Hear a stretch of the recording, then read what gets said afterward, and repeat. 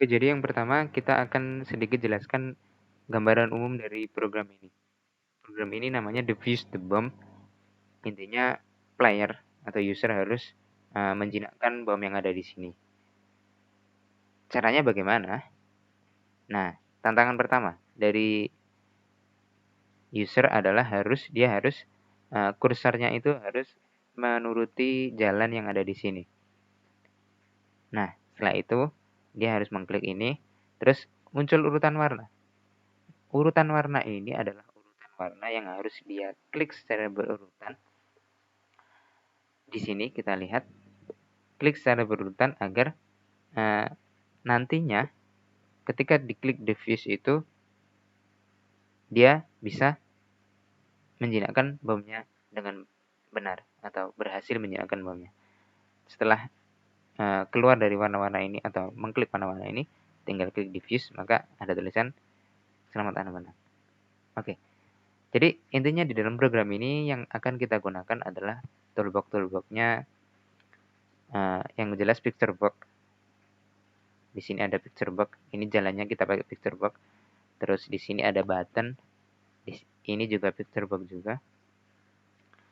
Lalu ini ada timer di kiri ini yang tadi ada timer berjalan mundur. Intinya itu adalah limit waktu. Jadi salah satu tantangannya adalah adanya limit waktu. Ini juga button juga.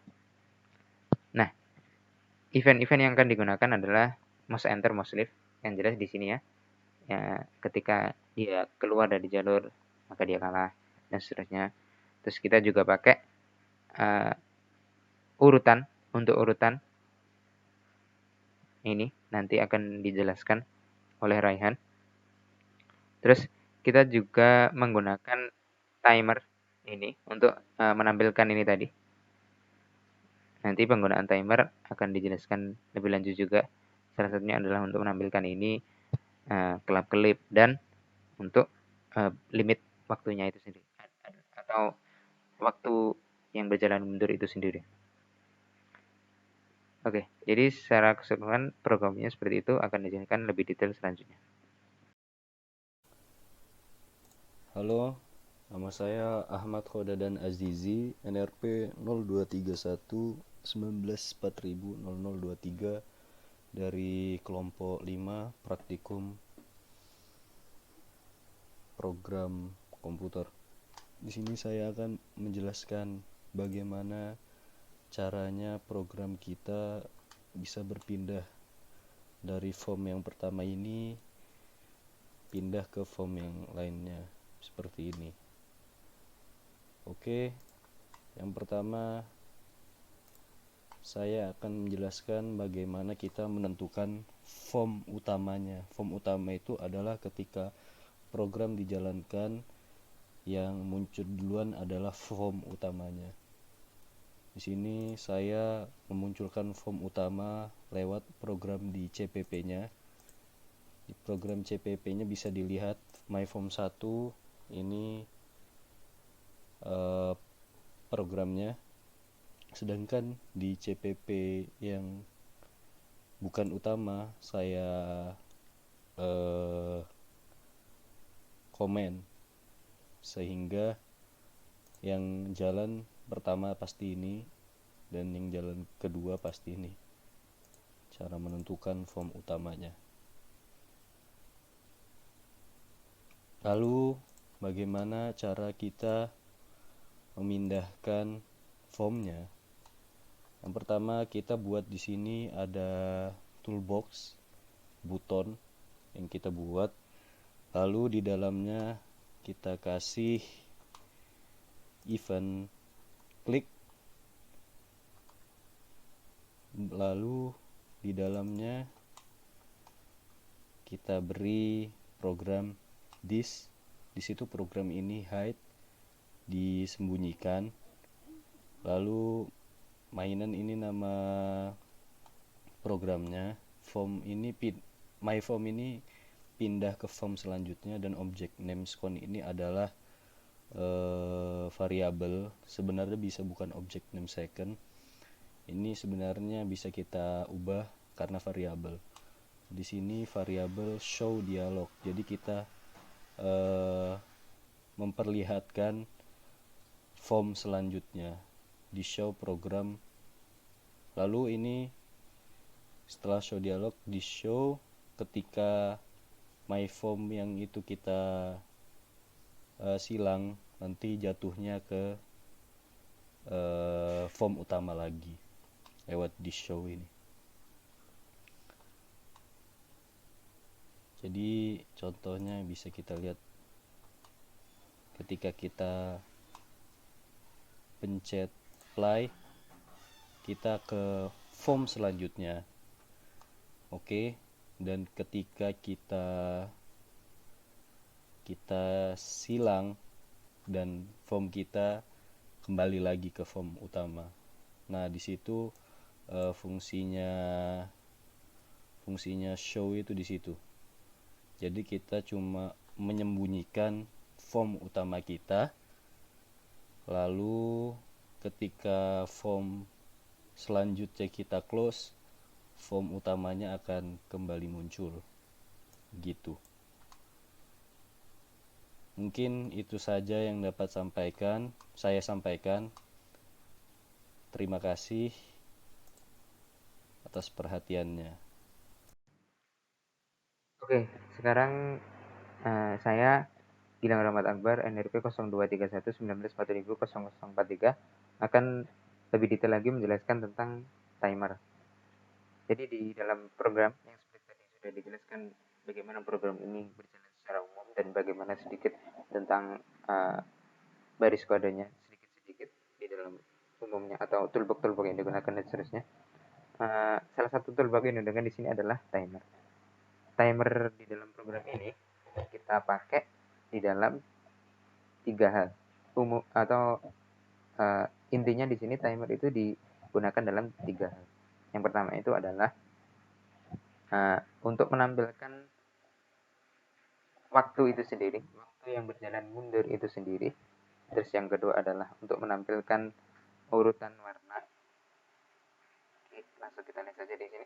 Jadi di pojok kiri bawah ini kan ada tulisan merah itu yang menunjukkan waktu berjalan mundur. Nah, itu kita pakai timer. Terus yang kedua, timer itu digunakan di sini ketika kita mengklik button yang pertama ini. Kalau mau matiin bomnya sini-sini. Nah, itu untuk menampilkan urutan warna. Jadi kan tadi muncul urutan warna yang merupakan uh, tantangan untuk user yang harus mengkliknya secara berurutan. Nah, agar menjadi tantangan bagi user itu kan warnanya tidak selamanya kelihatan atau jangan selamanya tidak kelihatan juga. Biar tidak selamanya kelihatan atau kita bisa set berapa detik dia kelihatan, itu kita pakai timer. Terus yang terakhir, nah di sini kan ada kelap-kelip, ini juga kita pakai timer. Oke, kita akan bahas lanjut langsung ke timer ya. Oke, jadi bagaimana sih pembuatan timer? Timer itu adalah salah satu toolbox. Jadi salah satu toolbox yang ada di Visual Studio ini kan timer. Nah, kalian bisa search di sini timer. Itu ada yang namanya timer. Nah, sorry. Di sini kita akan bahas bagaimana timer itu dibuat mulai dari awal. Ketika kita membuat timer dari awal, itu sebenarnya kita tidak membuat objek yang akan langsung ditampilkan di dalam form kita. Tidak seperti kita membuat picture box atau label yang ketika kita membuat itu kita langsung diarahkan untuk di mana kita meletakkan objek itu di form. Timer itu kita buat dan hasilnya ada di sini. Nah, di dalam timer ini kita harus men-setting dulu karena sebenarnya default settingan dari timer itu belum nyala.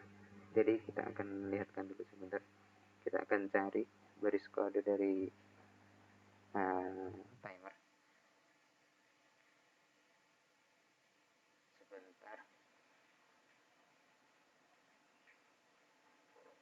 Nah, ini timer 1. Ini cuma komennya. Di baris pertama ini kita baca this timer 1 enable true. Ini artinya kalau kalian buat timer sebenarnya itu kalian timer kalian itu masih mati karena kemarin ketika membuat timer itu default kondisinya itu enable false. Jadi dia masih belum nyala. Untuk menyalakannya kita kasih di sini this timer enable true. Jadi baris pertama ini intinya untuk menyalakan. Oke, baris yang kedua. Interval ini adalah interval untuk event yang ada di timer. Jadi di timer itu hanya ada satu event namanya tick timer. Nah, dia mentikkan waktunya itu atau timernya itu akan memberikan event tick itu ketika selang apa adalah ketika setelah interval ini. Interval ini tulisannya 1000. Artinya 1000 milisecond. Jadi satuannya adalah milisecond. Kalian bisa aja buat 100 milisecond biar ketelitiannya menjadi 0,1 second seperti yang kalian lihat di misalnya di pertandingan bola basket atau pertandingan yang lainnya. Bisa aja kalian buat seperti itu. Atau kalian bisa aja ubah menjadi 100.000 atau terserah berapa kalian. Kapan event tick ini dia mentik timernya. Misalnya kalian bisa bikin buat berubahnya itu setiap 1 jam. Jadi tinggal kalian convert aja. Ini satunya milisecond. Oke, kita lanjut. Setelah setup, kita akan lihat deklarasinya dulu ya. Ada variabel apa yang ada di timer ini. Oke, integer yang atas ini bukan. Kita langsung ke baris kedua, ketiga, dan seterusnya. Ini adalah static integer. Static integer itu adalah untuk deklarasi tick dari timer itu. Static integer ini bukan untuk menampilkan detik-detik yang berjalan tadi. Yang digunakan untuk menampilkan adalah yang bawah ini, string second dan string minute. Sorry, ini masih terlepas ya. Masih bisa. String second dan string minute ini. Nah, sebenarnya ketika kalian membuat timer, sebenarnya kalian tidak harus menampilkan detik yang berjalan. Artinya kalian tidak harus menampilkan angka 59, 58, 57, 56, dan seterusnya ke user. Misalnya kalian ingin buat katakanlah lampu merah ya. Itu kan ada lampu merah yang memang nggak ada detiknya. Dia berubah dari merah ke kuning, dari kuning ke hijau, tapi kita nggak tahu berapa detik gitu. Nah, itu yang static integer ini. Intinya static integer ini masih bukan yang ditampilkan. Jadi di dalam lampu merah itu kan walaupun sebenarnya kita tidak melihat detik, tapi kan sebenarnya yang dipakai adalah tools yang prinsip kerjanya mirip dengan ini, mirip dengan timer yang ada di sini. Oke, kita lanjut. Jadi static integer ini intinya yang belum ditampilkan. Yang string ini adalah untuk menampilkan. Di dalam GUI itu, GUI Visual Studio ini, kita gunakan deklarasi ini. Oke, lanjut. Setelah deklarasi kita langsung menuju ke bawah untuk melihat digunakan untuk apa saja timer itu.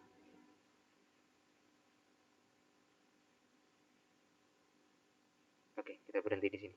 Kita masuk ke dalam apa namanya baris kode dari eventnya timer, namanya timer tick. Ini ada tulisannya timer 1 tick. Oke. Nah, ini baris pertama dan kedua adalah untuk mengkonversi static integer tadi ke string untuk bisa ditampilkan. Jadi kan seperti yang saya jelaskan tadi kan yang namanya second dan minute yang di deklarasi kita tadi itu kan static integer. Nah, yang di string kan sec sama min. Yang static integer itu kan belum bisa menampilkan.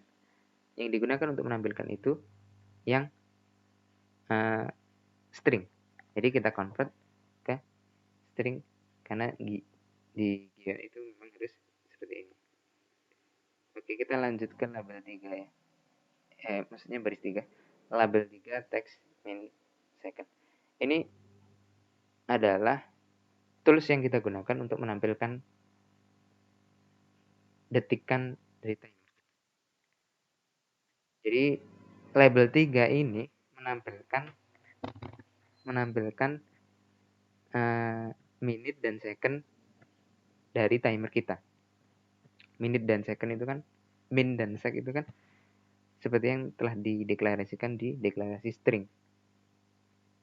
Jadi labelnya ini adalah untuk menampilkan detikannya. Kita lanjut.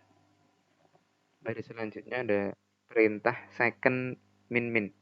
Seperti yang kita ketahui di P1, min itu adalah tanda decrement atau berkurang satu. Jadi di sini second kita kurangi satu. Ini artinya timernya adalah berjalan mundur. Kalian bisa bikin atau bisa buat second plus biar kalau misal kalian pengen berjalan maju. Di sini ada if second sama dengan 0. Ini baris selanjutnya. If second sama dengan 0, second diubah ke 60, menit berkurang 1. Oke. Ini jadi seperti ini. Ketika secondnya sama dengan 0, setelah 0, yang kalian harapkan kan sebenarnya kembali ke 60 atau ke 59. Enggak ke angka minus. Misalnya 3 menit 3 detik, 3 menit 2 detik, 3 menit 1 detik, 3 menit 0 detik. Nah, setelah itu kan yang kita harapkan bukan 3 menit min 1 detik, tetapi berubah lagi ke 60 atau berubah lagi ke katakanlah langsung ke 59. Jadi kita ubah ke di sini ke 60 biar tidak minus secondnya. Nah, setiap secondnya sama dengan 0, itu kan sebenarnya minitnya berkurang 1. 3 detik, 2 detik, 3 menit, 2 detik, 3 menit, 1 detik, 3 menit, 00, terus kita udah kasih perintah. Ketika secondnya 0 itu kita ubah ke 60, 3 menit, 60, minitnya harus dikurangi. Karena itu sudah 60 detik, jadi kita ubah lagi, atau kita kurangi minitnya menjadi angka di bawahnya. Decrement itu. Decrement, dikurangi 1. Lanjut. Jika second sama dengan 60 dan menit sama dengan min 1. Dan ini adalah apa? Seperti P1. Jadi intinya kedua syarat yaitu di kiri dan kanannya ini harus dipenuhi. Jika second sama dengan 60 dan menit sama dengan min 1. Jadi intinya di dalam baris kode yang ini adalah digunakan untuk menghentikan timer. Mengapa syaratnya 60 dan menit min 1? Kita tadi menggunakan second diubah ke 60 terus menit ke min. Nah, misalkan kita sudah mencapai 0 menit 40 detik.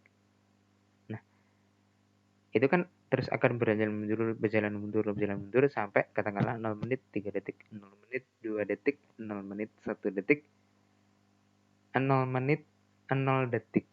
Nah, kita kan di atas tadi ketika detiknya itu sudah sama dengan 0 diubah ke 60.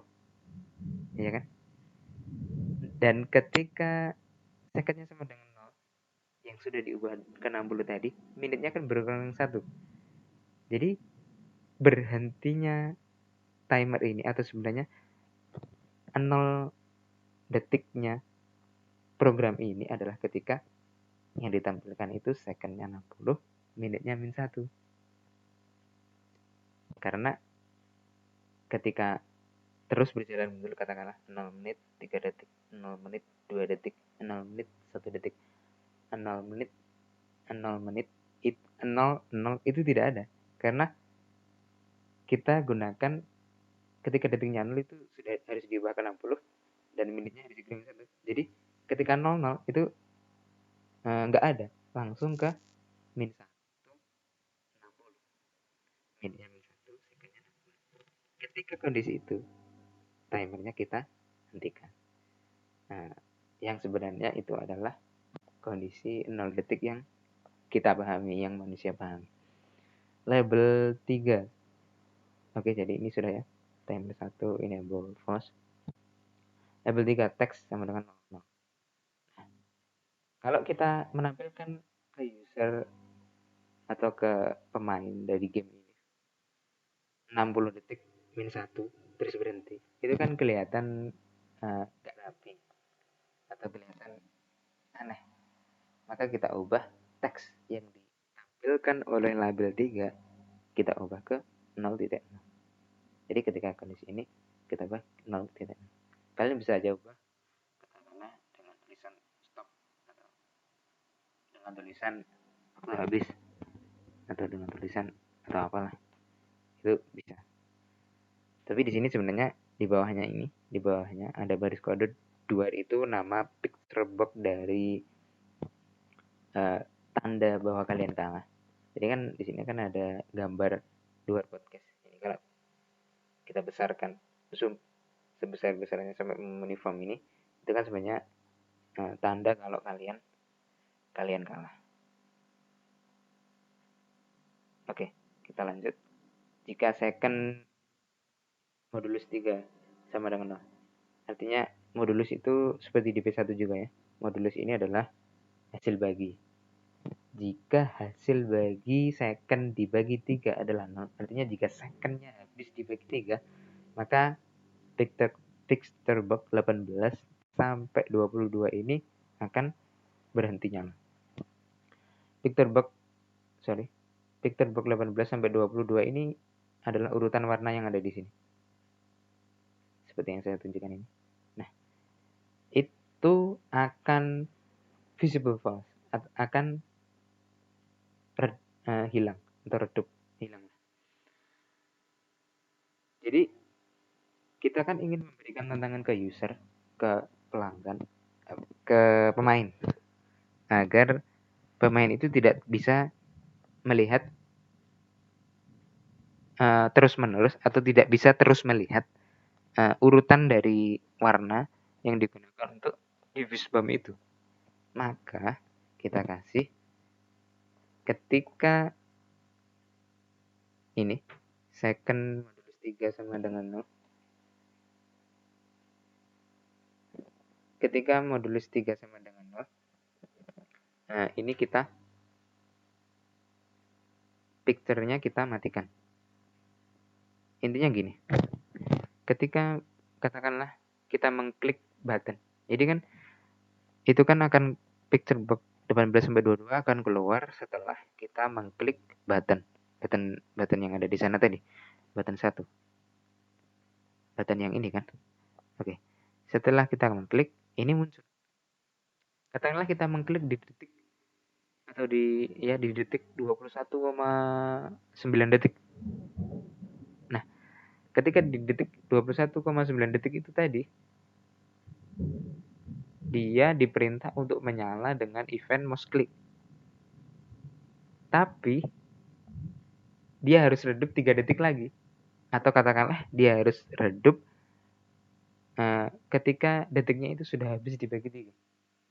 Jadi dia di detik ke-24 dia sudah mati. Karena 24 habis dibagi 3. Jadi pengguna itu memiliki tantangan bahwa maksimal waktu yang dia gunakan untuk melihat atau untuk mengingat-ingat urutan waktu itu maksimal waktunya cuma 3 detik. Sebenarnya yang jadi masalah adalah ketika user atau pengguna itu mengklik ketika di detik katakanlah 20,9, maka 0,1 detik setelah itu yaitu 21 tick terbang itu langsung mati. Tapi di program ini button yang ini kita bisa klik berkali-kali. Tapi tetap ada tantangannya karena ketika user itu akan terus berjalan ke sini, ini kan pasti dia udah habisin waktu ya. Nah, dia udah nggak bisa lihat ini urutan warna ini.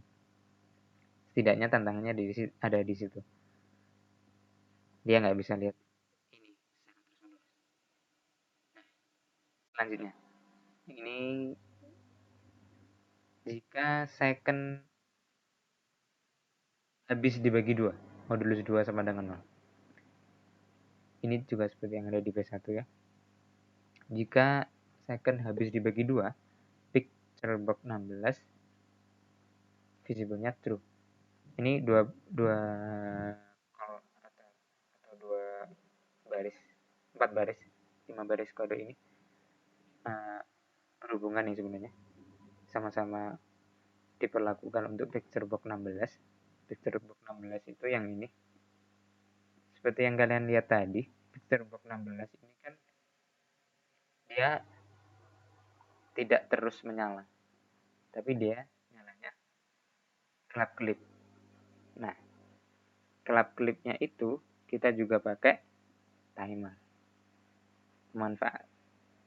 Pemanfaatan timer juga. Nah, itu kan yang tengah kelap-kelip. Itu caranya gini. Jika detiknya itu ganjil, jika detiknya itu genap, dia visible-nya true. Dia ada, dia kelihatan. Tapi ketika detiknya ganjil atau tidak sama dengan di sini ada tanda seru bedanya. Nah, ini visible-nya false atau dia tidak kelihatan. Itu untuk yang gambar kelap-kelip. Ada satu lagi sebenarnya yang sedikit dipakai lagi timer itu adalah ketika, jadi di sini kan ketika kursor kita masih ada di jalan, terus ketika kita masuk ke sini, masuk ke katakanlah gambar laut ini kan kita kalah. Ketika kalah, timer kita hentikan pakai lambang ini, pakai baris kode ini. Timer 1 enable false. Label 3 kita ubah ke 0. Di dalam program ini kita tidak harus ubah ke situ, karena sebenarnya kan kalau kita kalah, ini kan akan ditampilkan version luar podcast. Oke, jadi itu tentang timer dari saya, Gilang. Terima kasih.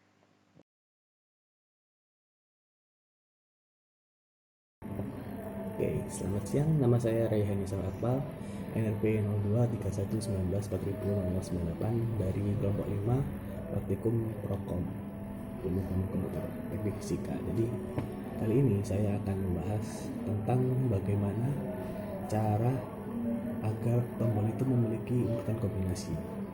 Jadi kan kalau misalnya kita tombolnya asal pencet kan gamenya nggak seru. Jadi kita harus butuh kombinasi yang bagus biar gamenya itu bisa memiliki suatu nilai lebih. Nah, jadi kita sembari agar mouse kita tidak keluar jalur, kita harus menekan tombol itu urut berdasarkan urutan yang diinginkan. Oke. Jadi saya menyiapkan 5 tombol ya, yang mana itu ada merah, biru, ungu, hijau, dan hitam. Lalu saya ingin menetapkan urutannya. Masuk ke layar. Nah, seperti ini. Saya akan contoh. Oke, kita masuk saja ke tombol.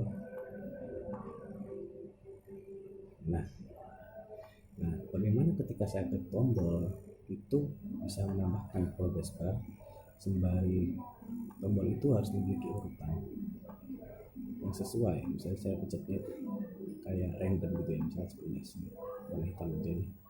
Nah, langsung saya ini maka hasilnya salah. Berarti ketika saya memberikan kombinasi yang benar,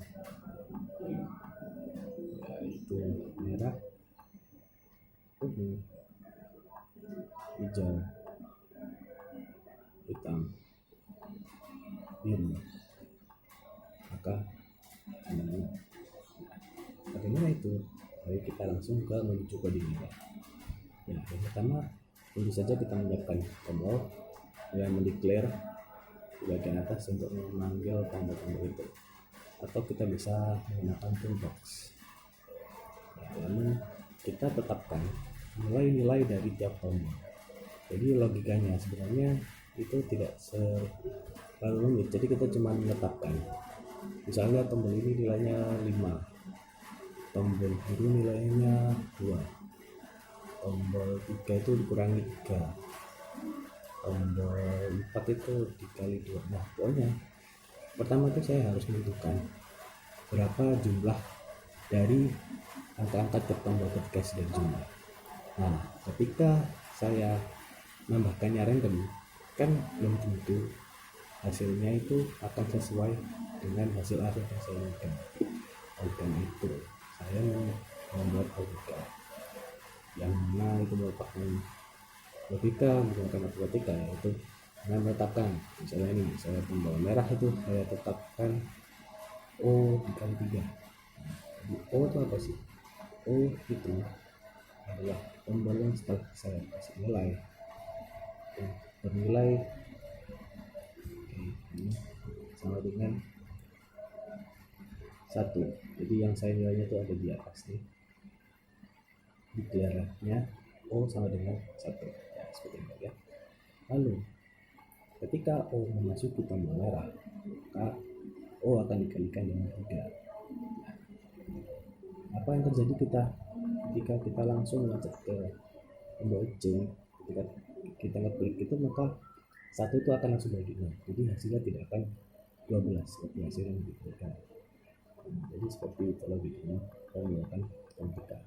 Nah, jika nilainya sama dengan 12 dan nilainya progres baku sama dengan maksimum atau 100, maka akan muncul message box yang bertulisan menang bukan. Oke. Apabila tidak, maka akan keluar luar atau kalah. Nah, bagaimana agar kita mencapai nilai 100? Nah, jadi tiap-tiap tombol itu juga diberikan komen agar ketika kita ngeklik itu, mouse klik ini buttonnya, maka akan menambahkan nilai progress bar sebesar 20. Sehingga setiap kita menekan tombolnya seperti ini, maka akan menambahkan nilai dari progress bar. Jadi setiap kita menekan tombol akan menambah nilai dari progress bar. Misalnya saya hanya klik biru aja, maka akan jadi seperti itu. Lalu juga saya juga membahas tentang progress bar ini, yaitu progress bar yang mana berfungsi sebagai nyawa. Jadi progress bar ini ketika kita keluar dari garis, maka nyawa kita yang ada di progress bar itu akan berkurang. Nah, bagaimana sih? Nah, sebenarnya caranya mudah. Jadi kita menetapkan nilai ketika mouse enter font seperti fungsi jalur itu. Ketika mouse enter font, maka nilai dari progress bar 2 yang telah saya buat akan berkurang sebesar 20. Jadi kita menetapkan ini agar nilainya itu beriringan berkurang sesuai dengan keinginan kesempatan keluar dari jalur yang kita inginkan. Misalnya saya kasih value-nya 100 dan saya tuh pengennya tuh setiap kita keluar itu kurangnya itu 20 atau 25 gitu. Nah, jadi kita tuh tinggal menyesuaikan aja posisinya. Ketika kita masuk press enter, maka incrementnya sama dengan minus 20. Kenapa increment? Ya, karena ketika increment artinya kita nambah, dan ketika kita bernilai negatif, maka nilai akan berkurang. Jadi ini totalnya akan ada 5 nyawa. Untuk ketika nilainya 80, 60, 40, 20, dan 6. Setelah 0, maka nyawa Anda habis dan akan keluar tulisan 2. Yaitu ketika lawannya habis atau progres barnya bernilai 0. Ya, dari praktikum 2 yang telah dilakukan, jadi kita bisa mengambil bahwa dalam pelaksanaannya, dalam penggunaan codingnya, kita menggunakan teorema yang digunakan pada praktikum pertama, yaitu operator desisi atau operator keputusan, yang mana kita menggunakan if else, dan if else akan mendefinisikan terdapat 2 jika kita if atau memberikan batasan definisi boolean. Nah, apabila bernilai if yang pertama, maka itu tergantung kita akan memberikan output apa. Lalu else if itu merupakan apabila ada ekspresi boolean yang kedua. Sedangkan else apabila tidak dari semua statement yang kita berikan, maka akan bernilai seperti apa. Dan itu ditetapkan seperti yang kita bahas tadi, yaitu ketika kita menetapkan apabila progress bar bernilai 0, maka akan keluar tulisan luar. Lalu apabila progress bar bernilai 100 dan nilainya atau B yang tadi saya tetapkan itu, O yang saya tetapkan itu bernilai sama dengan 12, maka akan keluar selama 6 atau 6. Karena itu digunakan fungsi if else untuk membagi keputusan tersebut. Dan untuk materi selanjutnya akan dilanjutkan oleh teman saya. Terima kasih.